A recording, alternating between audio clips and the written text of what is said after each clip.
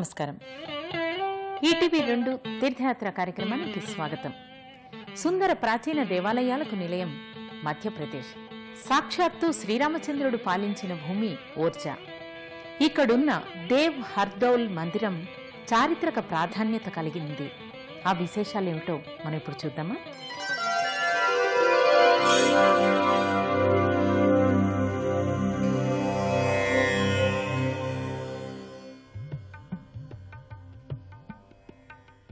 శౌర్య ప్రతాపాలకు పేరెన్నికగన్న బుందేల్ రాజుల క్షేత్రమిది.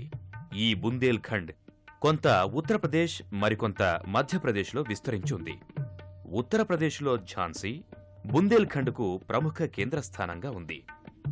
రాణి లక్ష్మీబాయి వీరగాథ జగద్విఖ్యాతం. బుందేల్ ఖండ్లో దతియా, ఓర్జా, పీతంగఢ్ మొదలైన నగరాలు మధ్యప్రదేశ్లో భాగంగా ఉన్నాయి.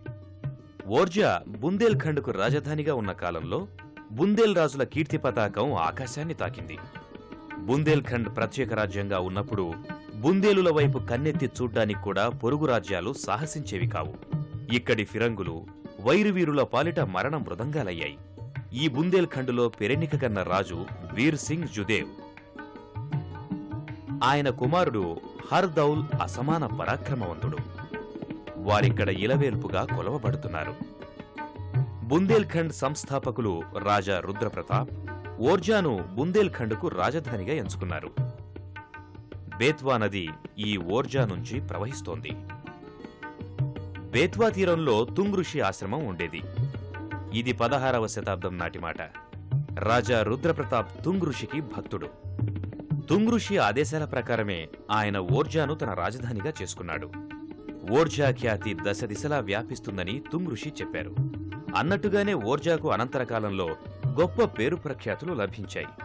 కేవలం ఇది బుందేలుల రాజధాని మాత్రమే కాదు, స్వయానా శ్రీరామచంద్రుడే ఇక్కడికి రాజుగా విచ్చేశాడు. శ్రీరాముడు ఇక్కడ పరిపాలన చేశాడు. అందుకే ఈ ఓర్జాను ఓర్జా ధామమని అంటారు. ఈ ఓర్జాలో సుప్రసిద్ధ క్షేత్రం దేవ్ హర్దౌల్. ఆయన పరాక్రమాన్ని, త్యాగాన్ని ఇక్కడి ప్రజలు కథలు కథలుగా చెప్పుకుంటారు.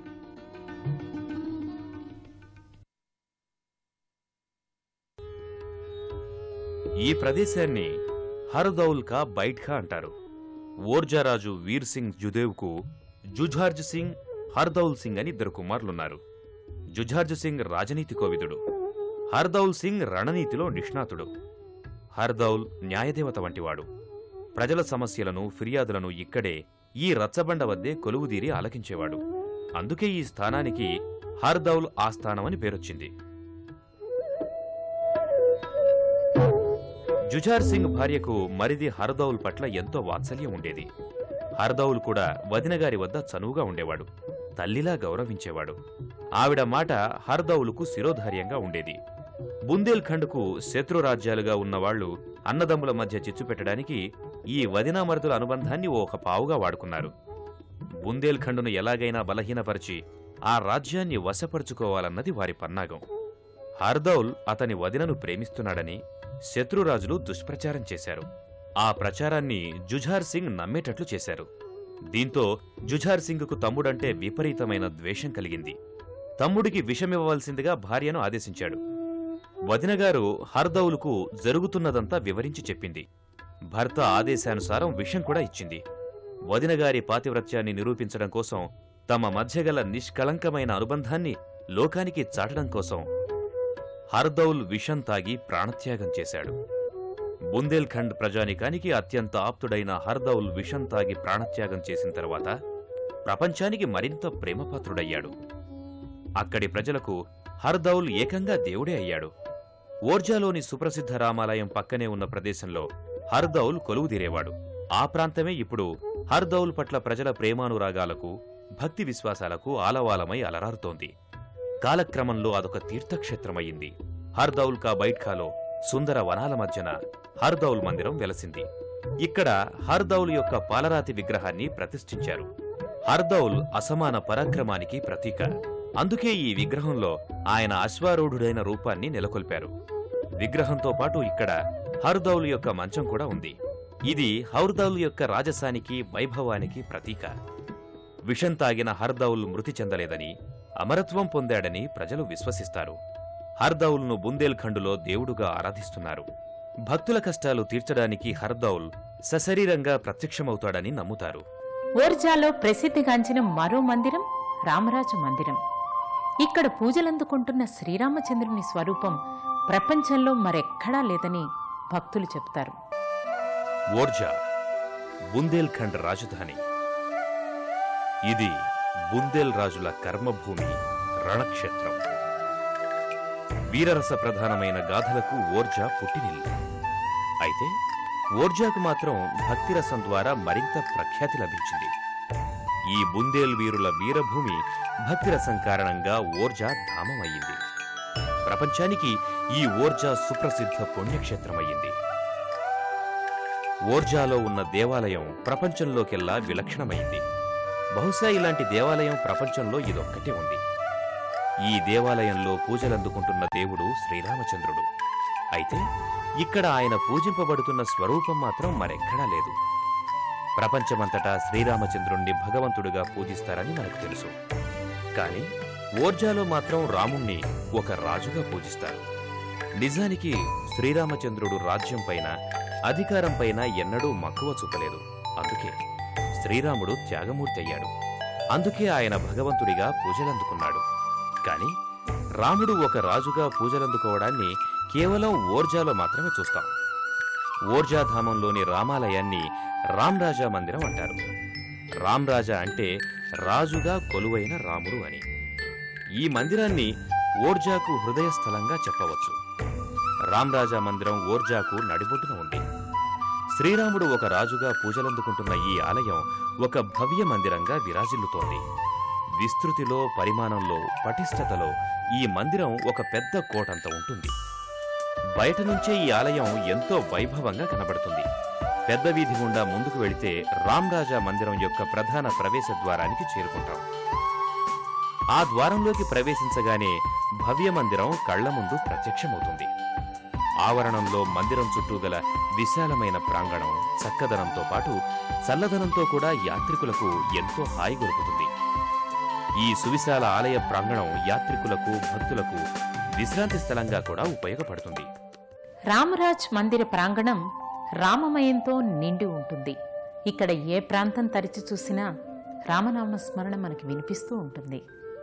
ఈ దేవాలయంలో మతపరమైన భక్తి శ్రద్ధలకు సంబంధించి అనేక కార్యక్రమాలు జరుగుతాయి.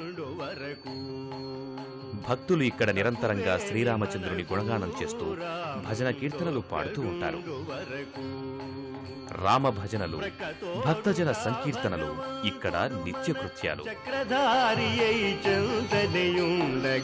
ప్రకతోడుగా భగవంతుడు మన చక్రధారి అయి చంతనయుండగ తక్కువేమి మనకు రాముండొక్కడుండు వరకు.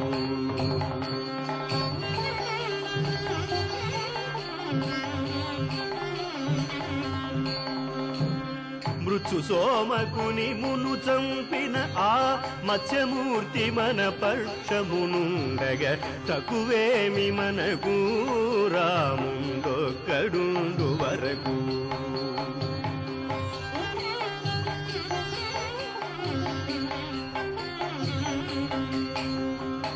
భూమి స్వర్గమును పొందుగ గొలిచిన వామనుండు మనవడయుండగ. శ్రీరాముని మహిమలకు ప్రతీకగా నిలిచిన మందిరం రామ్రాజా మందిరం. నిత్యము భక్తులతో కిటకిటలాడే ఈ మందిర మహిమాన్వితాలు ఎన్నో ఎన్నెన్నో. ఓర్జా మహారాణికి అయోధ్యలో సరయూ నదిలో శ్రీరామచంద్రుడు బాలుని రూపంలో లభించిన విషయం ఓర్జా అంతటా తెలిసిపోయింది. మహారాణికి బాల శ్రీరామచంద్రుడు ముగ్ధ మనోహరమైన సుందర విగ్రహం రూపంలో లభించిన యావత్ వృత్తాంతమంతా మహారాజుకు స్వప్నంలో సాక్షాత్కారమైందని చెబుతారు. మహారాజు మధుకర్ష బాలుడి రూపంలో లభించిన శ్రీరామచంద్రుని విగ్రహాన్ని ఓర్జాకు తీసుకురావడానికి పెద్ద ఎత్తున ఏర్పాట్లు చేయించాడు. అటు అయోధ్యలో కూడా శ్రీరామచంద్రస్వామి విగ్రహంతో పాటు మహారాణిని ఓర్జాకు పంపించడానికి భారీ ఏర్పాట్లు జరిగాయి. విక్రమశకం 1630 సంవత్సరం శ్రావణ పూర్ణిమ నాడు శ్రీరామచంద్రుని ఓర్జా యాత్ర ప్రారంభమైంది. విక్రమనామ సంవత్సరం 1631లో శ్రీరామనవమి నాడు శ్రీరామచంద్రుడు ఓర్జాలో ప్రవేశించాడు. మహారాణి ఈ రాజప్రసాదంలోనే శ్రీరాముడి విగ్రహ ప్రతిష్టాపన చేయించారు. మధుకర్ష మహారాజు శ్రీరాముని కోసం వేరే మందిరాన్ని నిర్మింపచేశారని, అయితే శ్రీరామచంద్రుడు వేరే మందిరంలోకి వెళ్లడానికి ఇష్టపడలేదని చెబుతారు. ఈ రాజప్రసాదంలోనే కొలువై ఉండాలన్న తన కోరికను శ్రీరామచంద్రుడు మధుకర్ష మహారాజుకు, మహారాణికి కూడా కలలో కనిపించి వ్యక్తపరిచాడు. పైగా ఓర్జాకు వచ్చే ముందు శ్రీరాముడు మహారాణికి ఒక షరతు విధించాడు. తనను తొలుత ఎక్కడైతే ప్రతిష్ఠిస్తే అక్కడే ఉంటానని, తన స్థానం మార్చరాదని శ్రీరాముడు షరతు విధించాడు. ఆ షరతు ప్రకారమే అదే విధంగా జరిగింది. మధుకర్ష మహారాజు తనను వేరే మందిరంలో ప్రతిష్ఠించడానికి ఉపక్రమించినప్పుడు శ్రీరాముడు మహారాణికి తన షరతును గుర్తుచేశాడు. అప్పటినుంచి శ్రీరామచంద్రుడు అచంచలంగా ఇదే రాజప్రసాదంలో కొలువై ఉన్నాడు. శ్రీరామచంద్రుడు ఇక్కడ మహారాజు రూపంలో కొలువై ఉన్నాడు. అందుకే ఈ ఆలయాన్ని రామరాజా మందిరం అన్నారు. శ్రీరాముడు మహారాణి అభ్యర్థనను అంగీకరించాడు. శ్రీరామచంద్రుడికి ఆ విధంగా 2 నివాసాలయ్యాయి. రాముడు పగలు ఓర్జాలోనూ, రాత్రి అయోధ్యలోనూ ఉంటాడని భక్తులు భావిస్తారు. శ్రీరాముడు ఓర్జాలో మహారాజై కొలువై ఉన్నాడన్న విషయం అయోధ్య వాసులకు తెలిసి చింతాక్రాంతులయ్యారు. శ్రీరామచంద్రుడు అయోధ్యను విడిచి వెళ్లిపోతాడన్న బాధతో వారంతా విచారగ్రస్తులయ్యారు. అప్పుడు శ్రీరాముడు ఒక ఉపాయం ఆలోచించి ఒక విధానం ఏర్పాటు చేశాడు. పగటిపూట తాను ఓర్జాలో కొలువుదీరుతానని, అయితే రాత్రికల్లా అయోధ్యకు చేరుకుంటానని రాముడు ప్రకటించాడు. ఇవాళ్టికి ఈ ఏర్పాటును ప్రజలు విశ్వసిస్తారు. శ్రీరాముడు పగలు ఓర్జాలోనూ, రాత్రి అయోధ్యలోనూ ఉంటారని భావిస్తారు. ఓర్జాలో ఈ రాజప్రసాదంలో బాలుడు రూపంలో కొలువైన రామరాజాను దర్శించుకోవడానికి ప్రత్యేకమైన విధి విధానాలున్నాయి.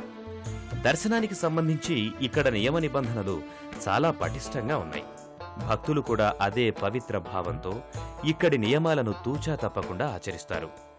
ఈ నియమనిష్టల కారణంగా రామరాజా విగ్రహాన్ని ఇప్పటి వరకు ఎవరు కూడా ఫోటో తీయడం కానీ, చిత్రించడం కానీ చేయలేదని తెలిసి ఆశ్చర్యపోతాం. రామరాజా మందిరంలో శ్రీరామనవమి సందర్భంగా ప్రత్యేక పూజలు, ఉత్సవాలు నిర్వహిస్తారు. శ్రీరాముడు శ్రీరామనవమి నాడే ఓర్జాకు వచ్చాడు. జ్యేష్ఠశుద్ధ దశమి నాడు రాజారాముని రథయాత్ర ఉత్సవాన్ని వైభవంగా నిర్వహిస్తారు. ఇంతవరకు ఎప్పుడు కూడా రామరాజా విగ్రహాన్ని ఈ ఆలయం వెలుపలికి తీసుకువెళ్లడం జరగలేదు. అయినా కూడా రామరాజా మహిమలు మాత్రం దశదిశలా వ్యాపించాయి.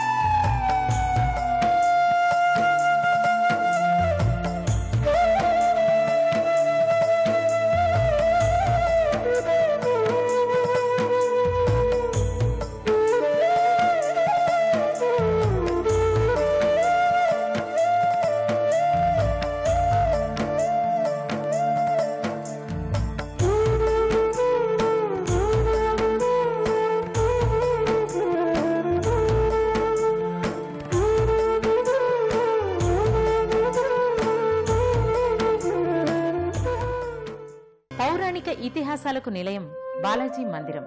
ఇక్కడున్న ప్రతి అణువు చారిత్రక, సంస్కృతి, సంప్రదాయాలతో విరాజిల్లుతోంది.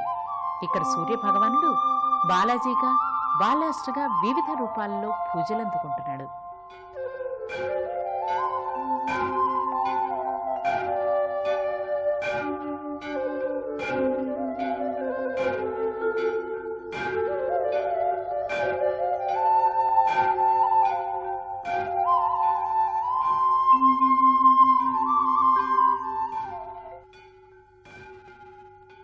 శ్రీ సూర్యనారాయణ వేద పారాయణ లోకరక్షామణి దైవ చింతామణి. ఈ అర్చన, ఈ హారతి, ఈ ప్రార్థన అంతా శ్రీ సూర్యభగవానుడి ఆరాధనలో భాగంగా జరుగుతోంది. శ్రీ సూర్యనారాయణమూర్తి అనాదిగా మనకు ఆరాధ్యుడు. ఆదికాలం నుంచి సూర్యభగవానుడు ఈ మొత్తం ప్రపంచానికంతా వెలుగునిస్తున్నాడు. ప్రపంచాన్నంతా తన వెలుగుతో ప్రకాశింపచేస్తున్నాడు. శ్రీ సూర్యభగవానుణ్ణి భాస్కరుడని, దివాకరుడని కూడా అంటారు. దతియా సమీపంలో ఉన్నావులోని ఈ దివ్య మందిరంలో కొలువై ఉన్నాడు శ్రీ సూర్యభగవానుడు. ఈ ఆలయం శ్రీ బాలాజీ మందిరంగా బాగా ప్రసిద్ధి పొందింది. సాధారణంగా శ్రీ బాలాజీ మందిరంలో ఆంజనేయస్వామి పూజలందుకుంటూ ఉంటారు. కానీ దతియా సమీపం ఉన్నావులో ఉన్న ఈ బాలాజీ మందిరంలో శ్రీ సూర్యనారాయణమూర్తి కొలువై ఉన్నాడు. ఈ ఆలయంలో భాస్కరుడు పాషాణ యంత్రం రూపంలో వెలసి ఉన్నాడు. భక్తులు ఆయనను బాలాష్టమూర్తిగా పిలుచుకుంటున్నారు. శ్రీ బాలాజీ మందిరంలో శ్రీ సూర్యభగవానుని పూజ హారతితో ప్రారంభమవుతుంది. ఈ హారతి తెల్లవారుజామున 4 గంటలకు బ్రహ్మముహూర్తంలో ప్రారంభమవుతుంది.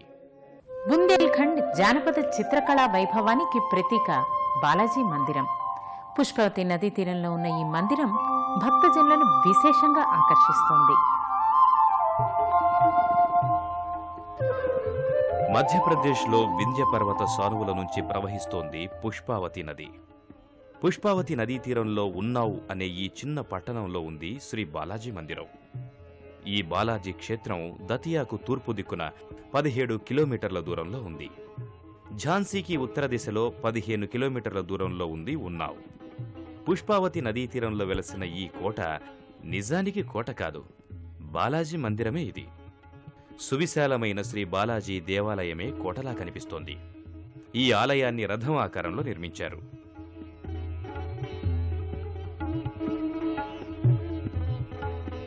ఆలయ ప్రధాన ప్రవేశద్వారం తూర్పు దిక్కున ఉంది.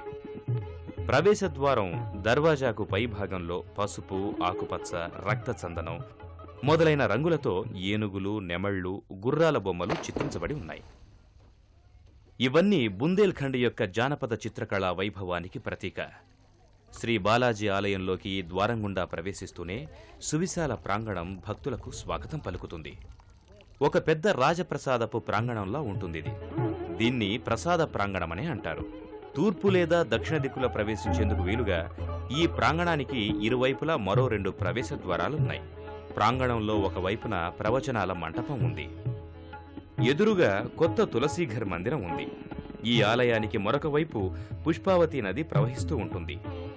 పుష్పావతి తీరం ఆలయానికి 60 అడుగుల దిగువన ఉంటుంది. ఈ ఆలయంలోకి ప్రవేశించడానికి నది నుంచి కూడా ఒక ప్రవేశ ద్వారం ఉంది. ఈ ద్వారం గుండా భక్తులు 42 మెట్లెక్కి ఆలయ ప్రవేశం చేస్తారు.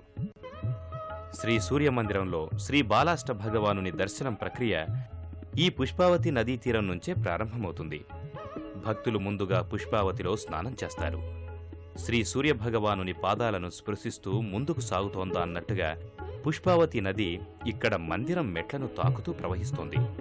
ఈ నదిలో 4 పవిత్ర స్నానకుండాలున్నాయి. ఈ ఘట్టాల వద్ద స్నానం చేయడాన్ని పవిత్ర కార్యంగా భావిస్తారు. శ్రీ సూర్యభగవానుని ఆరాధనలో భాగంగా నదిలో స్నానమాచరించి సూర్య నమస్కారాలు చేసి తడిబట్టలతోనే స్వామి దర్శనానికి ఉపక్రమిస్తారు భక్తులు.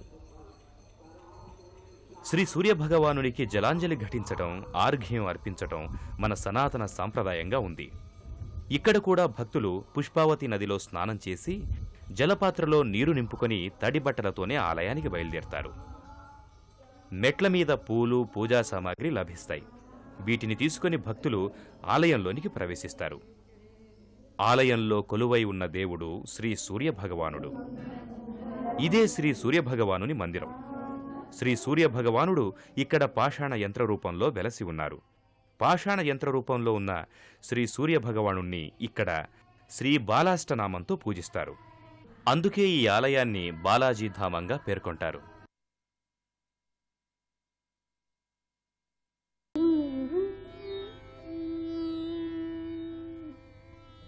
పాషాణ యంత్ర రూపంలో వెలసిన శ్రీ సూర్యభగవానుడు స్వయంగా తానే భూగర్భంలోకి వెళ్లి ఇక్కడ సంస్థాపితమయ్యాడు. కృతయుగంలో పాషాణ యంత్ర రూపంలో భూమి మీద వెలిసిన శ్రీ సూర్యభగవానుని కథ కూడా కాలచక్రగతుల్లో కొంతకాలం పాటున మరుగున పడింది. కాని ప్రచండ తేజంతో స్వయం ప్రకాశ శక్తితో విరాజిల్లే శ్రీ సూర్యభగవానుడి ఉనికి వెల్లడి కాకుండా ఎలా ఉంటుంది? 4వ శతాబ్దంలో 2వ చంద్రగుప్తుడైన విక్రమాదిత్యులు పరిపాలిస్తున్న కాలంలో శ్రీ సూర్యభగవానుని ఈ స్థావరం గురించి ప్రపంచానికి తెలిసింది. కాశీకి చెందిన సుప్రసిద్ధ పండితుడు అమరసింహుడు విక్రమాదిత్యుని ఆస్థానంలో ఉన్నత పదవిలో ఉన్నాడు. జగత్ ప్రసిద్ధమైన గ్రంథం అమరకోశాన్ని రచించింది ఈ అమరసింహుడే. తాను ఈ పుష్పావతి నదీ తీరంలో ఉన్నానని శ్రీ సూర్యభగవానుడు అమరసింహునికి కలలో కనిపించి చెప్పాడు. ఈ స్వప్న వృత్తాంతం కారణంగా అమరసింహుడికి ఇక్కడ ఈ పాషాణ యంత్రం లభించింది. ఈ యంత్రం మహిమ వల్ల అమరసింహునికి జ్యోతిష్య శాస్త్రంలోని అనేక విద్యల్లో విశేష పాండిత్యం లభించింది.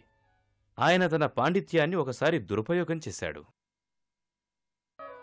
యుగాల తరబడి భూగర్భంలో ఉండిపోయి దుర్లభమైన ఈ పాషాణ యంత్రం ఏ అమరసింహుని స్వప్న వృత్తాంతం కారణంగా ప్రపంచానికి ప్రత్యక్షమైందో అదే అమరసింహుని కారణంగా ఈ యంత్రం మళ్లీ భూగర్భంలోకి వెళ్లిపోయింది. కాని శ్రీ సూర్యభగవానుడు పాషాణ యంత్రం రూపంలో పూజలందుకోవలసి ఉంది. అందుకే ఆయన ఇక్కడ ప్రత్యక్షమయ్యారు. ఎక్కడైతే మరుత్ మహారాజు పాషాణ యంత్రాన్ని స్థాపించాడో, ఎక్కడ ఈ యంత్రం అమరసింహునికి లభించిందో, ఎక్కడ ఈ యంత్రం ఒకనాడు తిరిగి భూమిలోకి వెళ్లిపోయిందో అక్కడే శ్రీ సూర్యభగవానుడు మళ్లీ ప్రత్యక్షమయ్యాడు.